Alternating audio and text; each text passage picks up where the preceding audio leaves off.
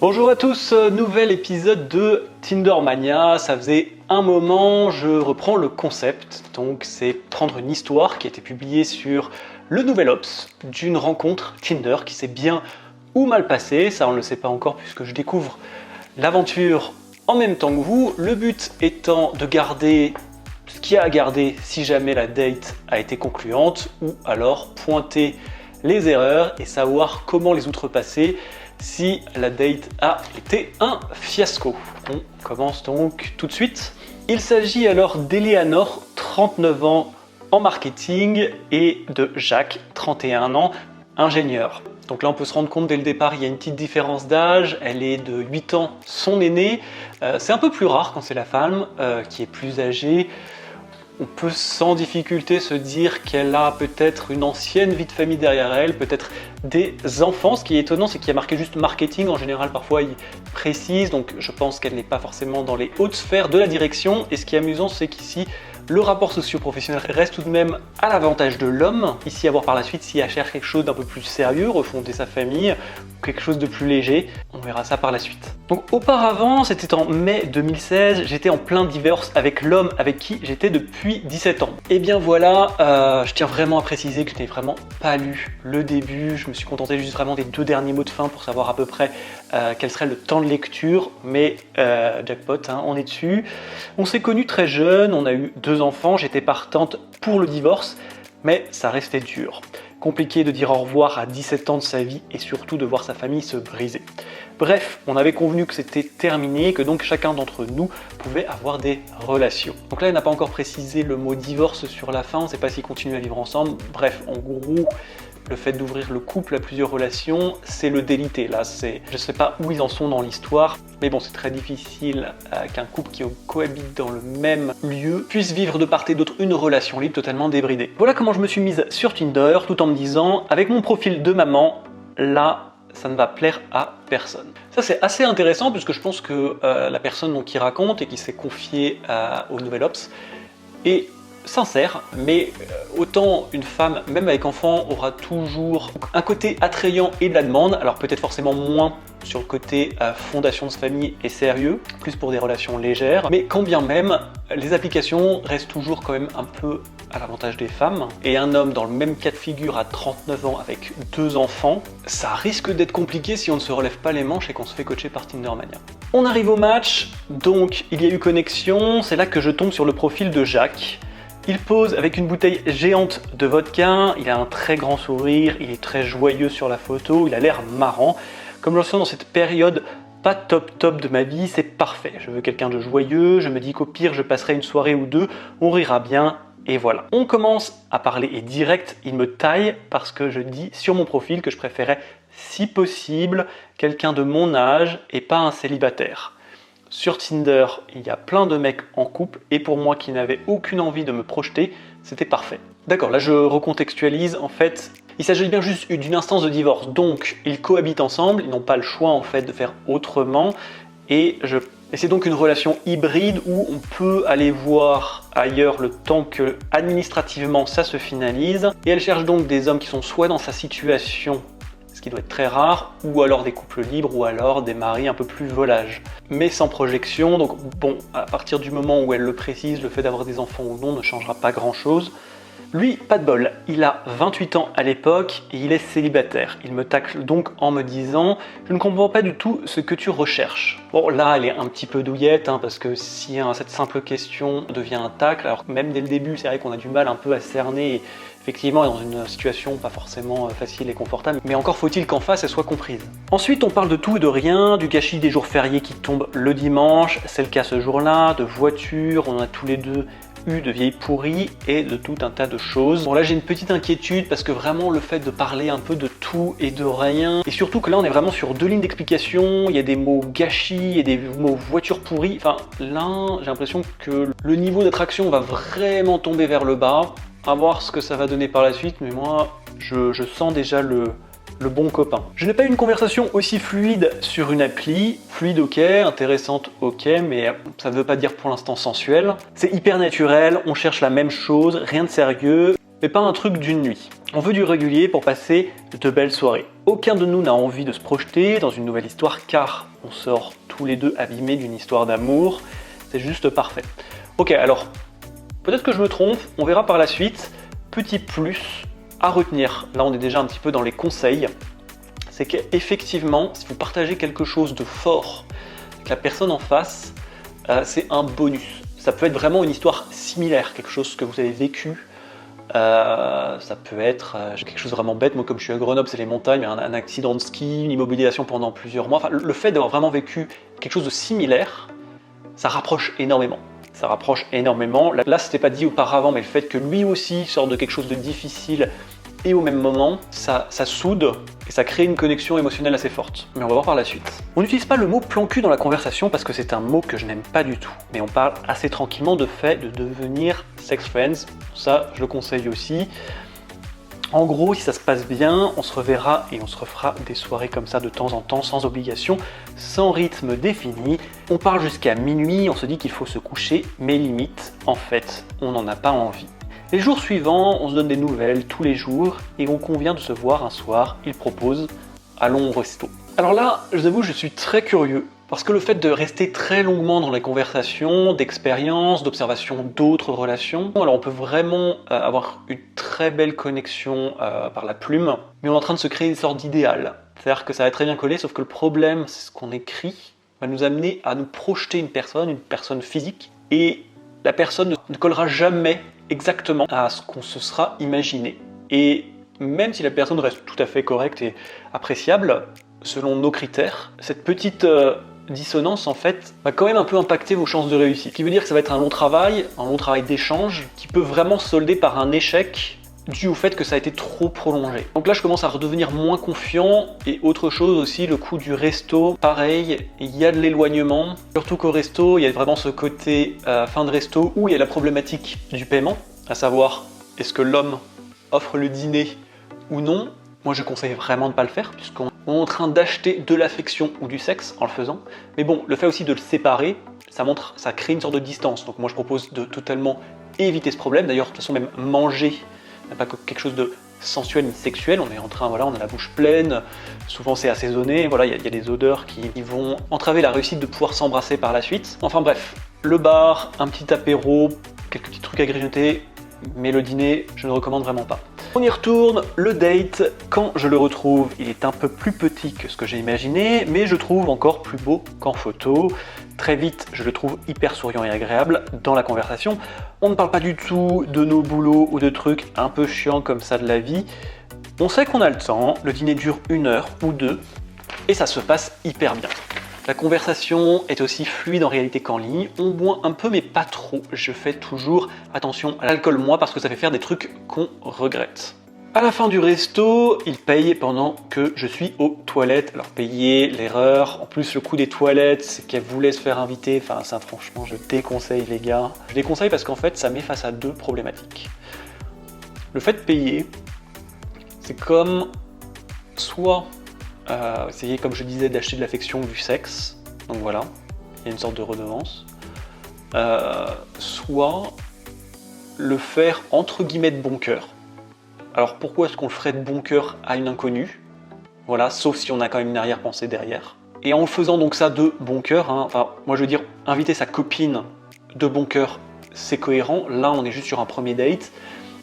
Et là c'est créer un statut d'homme pourvoyeur, d'homme utilitaire. Ça veut dire que tu es là pour me payer mon dîner. À voir comment ça se poursuit par la suite. Mais là, ça sent un petit peu plus mauvais pour lui. Je trouve ça mignon, bah, tu m'étonnes, d'autant qu'en plus, je ne me suis pas engagé à rien, je n'ai donné aucun signe lui permettant de penser que je vais rentrer chez lui. Ok, donc là, elle est vraiment...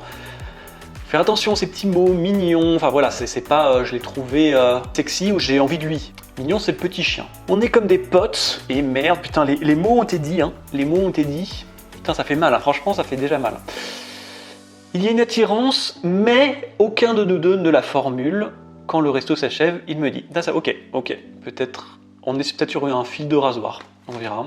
Quand le resto s'achève, il me dit, j'ai pas envie de rentrer chez moi, ça te dit qu'on aille boire des verres. On va dans le bar, et là, par contre, peut-être que l'alcool est d'un coup, alors qu'on fait la queue pour prendre des bières, je l'embrasse. Je me souviens d'ailleurs des gens en train de dire, et on passe rouler des pelles en plein milieu de la queue. On a bu notre bière et puis après, là, évidemment, c'est parti. On est allé chez lui, il y a eu tout de suite une vraie alchimie sexuelle, ce qui est plutôt rare. Il peut y avoir une forme de gêne les premières fois, on apprend à se connaître, là, pas du tout. On a passé la nuit ensemble. Ok, bien, mais à culpa, ça peut m'arriver de me tromper, mais en termes de probabilité, ce scénario est quand même un peu plus rare. Mais après, le fait de justement pas avoir pris en charge le restaurant ou d'être allé directement dans un bar, je pense pas que ça lui aurait fait perdre des points, évidemment.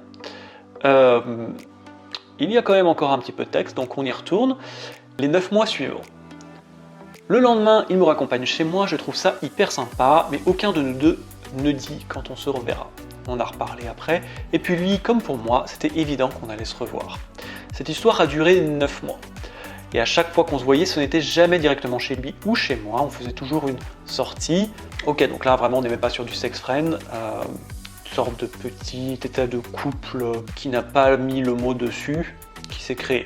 On va parler de pré-couple. On se voyait chaque semaine, on a écumé tous les théâtres du coin, les concerts, les stand-up, on se donnait la main dans la rue, on s'embrassait, on couchait ensemble aussi, et parfois il me plaquait contre le mur en arrivant dans leur appartement. Après, ce qui m'a beaucoup plu chez Jacques, il n'aime pas qu'on dise ça, mais c'est que c'est un vrai gentil. Je continue de penser que la fille qui tombera sur lui aura énormément de chance. Si j'étais dans la merde, il me filera 500 balles sans problème. Ok, là ça fait mal. Là ça fait très mal parce que avec ces lignes, bon j'ai pas la fin, mais bon, de toute façon si il avait dit cette histoire a duré 9 mois. Donc, elle s'est terminée au moment où elle a écrit au Nouvel Ops. Et ça c'est assez horrible, le fait de dire la personne qui tombera sur lui aura beaucoup de chance. Parce que là, on comprend que c'est elle, déjà, qui l'a largué. C'est vraiment quelque chose qu'on a... Je pense elle y croit vraiment.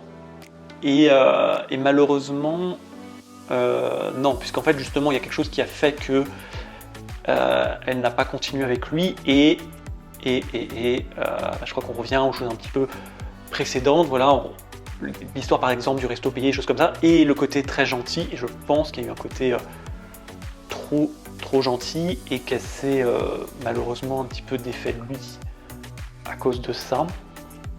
Et le coup des 500 balles, et c'est bien ça ce que je disais, c'est le côté homme utilitaire. Voilà, si j'étais dans la merde, il me ferait 500 balles sans problème. C'est terminé, mais dans un coin de sa tête, elle sait qui appeler si jamais elle est dans la merde. Donc faites attention de ne pas devenir ce genre de personne. Enfin, sauf si vous avez budget limité et que le fait de devenir un homme utilitaire ne vous dérange pas, évidemment. Au cours de la relation de sex friend que j'ai eue avec lui, j'ai rencontré quelqu'un. Lui aussi avait d'autres nanas qu'il voyait régulièrement, on s'en parlait même, on comptait les points, on avait un petit jeu qui consistait à s'envoyer un +1 quand on chopait, et zéro jalousie. La seule règle était que chacun de nous devait se protéger avec un autre partenaire, parce que du coup la confiance était établie, on avait décidé d'arrêter les préservatifs entre nous. Je pense aussi que chacun de nous avait envie de tendresse. Un jour, on a décidé qu'on pouvait passer à autre chose. On avait fait un peu le tour de la question sexuelle, on aurait pu continuer parce que ce n'était pas désagréable, mais on n'avait plus envie de ça. Et puis en plus, on trouvait fun de décider de la date de fin. On est parti à Londres ensemble et on s'était dit, ce week-end, c'est la dernière fois. En effet, on ne l'a plus jamais fait. Quand on s'est dit au revoir, après ce week-end, on s'est fait un smack sur la bouche. Et puis, la semaine d'après, comme d'hab, on a continué nos sorties. Juste, on ne couchait plus ensemble. C'est vrai que j'ai eu des pronostics peut-être un peu plus durs. En même temps, les Tinder surprises, c'est souvent qu'il y a eu une merde qui s'est cachée, donc forcément j'essaie un peu de la chercher. Je suis même agréablement surpris, hein, parce qu'au final c'est pas trop mal. Hein. C'est pas trop mal, mais bon, il y a quand même... Les relations amoureuses sont jamais à pile égalité. C'est impossible d'être aussi amoureuse de sa compagne que sa compagne soit amoureuse de nous. Il y en a toujours un qui l'est un petit peu plus, beaucoup plus, l'écart est toujours là.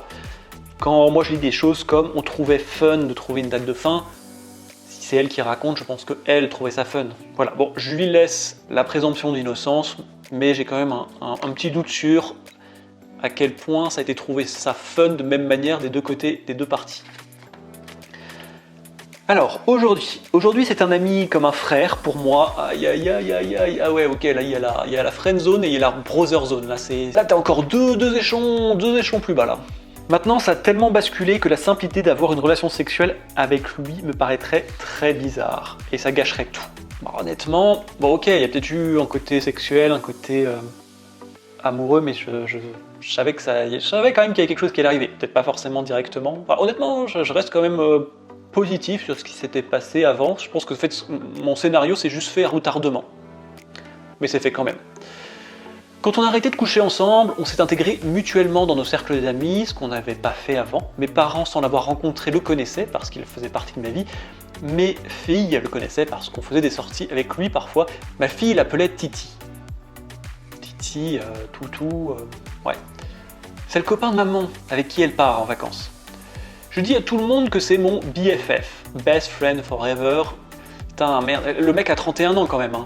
Au moment de la présidentielle, on a mutuellement fait une demande de procuration l'un pour l'autre, parce qu'on habite la même ville et qu'on n'était pas sûr d'être là les jours d'élection. On arrose nos plantes quand l'un part en vacances, on fait des cadeaux à deux aux anniversaires des copains, on part encore en week-end ensemble et parfois on se retrouve dans des situations spéciales.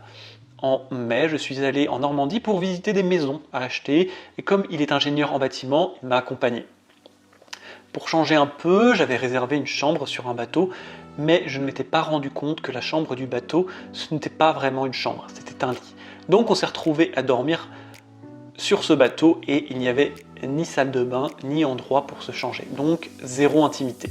Et il ne s'est jamais rien passé pour autant. Au début, juste après, je me rappelle que je me demandais comment j'allais dormir. En fait, j'ai dormi en culotte, comme d'habitude. Au lit, on ne s'est pas fait de câlins, on discute, on regarde des vidéos, on se marre. Je pense que dès le départ, j'ai mis une barrière avec Jacques, parce qu'il était plus jeune. C'était cet écart qui a fait qu'on ne s'est pas projeté aussi. Et le fait qu'on était amoureusement tous les deux un peu en miettes, et quand on s'est rencontrés. On avait tous les deux besoin d'une relation un peu légère et réparatrice. D'ailleurs, il n'a jamais eu de relation sérieuse après moi. Ok. Aïe aïe aïe aïe aïe aïe aïe aïe. Il y a deux visions des choses différentes. Franchement, je crois que si on avait vraiment la personne, si on avait Jacques là à côté, qui nous expliquait vraiment sa version des faits, et qu'il était honnête, je pense pas qu'on aurait les mêmes choses. Parce que le fait qu'il se soit confié, qu'il ait expliqué. Et je pense que malheureusement, voilà, il est devenu le mec gentil, le mec... et je l'ai dit, là je vous ai dit, je découvre le texte et je vous l'ai dit ce mot, c'est l'homme utilitaire. C'est devenu l'homme utilitaire, c'est l'homme qui va dépanner 500 balles, c'est l'homme qui va faire le déplacement pour aller donner des conseils par rapport à une maison à acheter. Et le fait qu'il n'ait pas trouvé de relation sérieuse après elle, enfin c'est que... Quand on trouve pas de relation sérieuse après quelqu'un, si on cherche un peu, mais bon, ça me paraît bizarre que ce soit la dernière...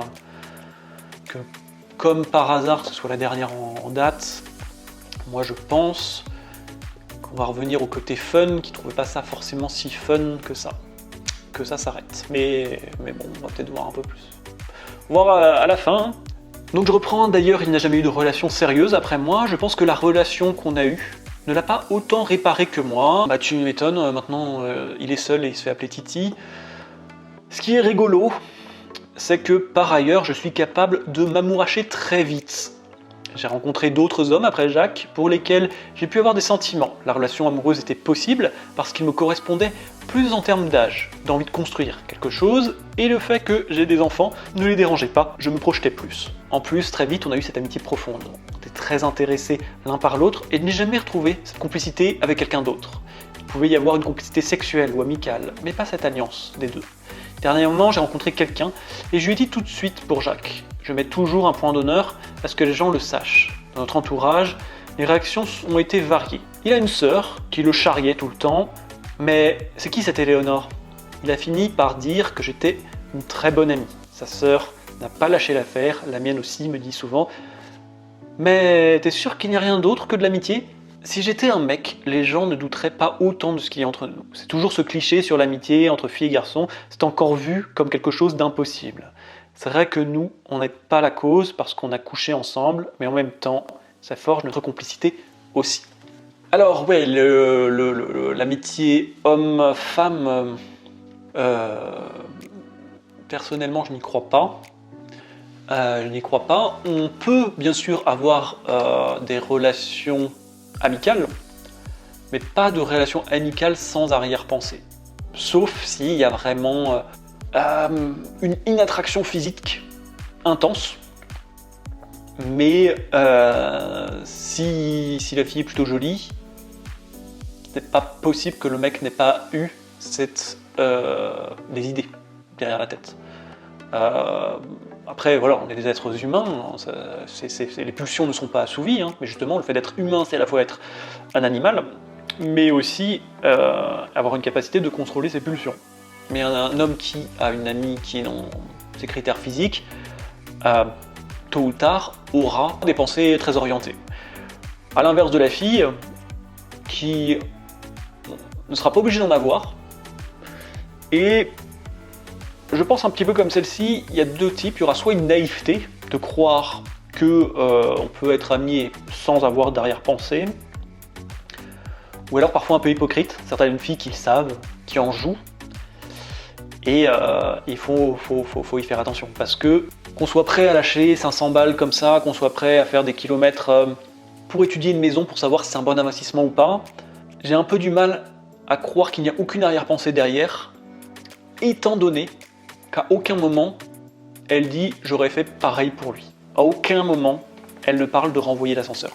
J'ai connu une fille en particulier qui avait un côté comme ça, très être capable de donner énormément.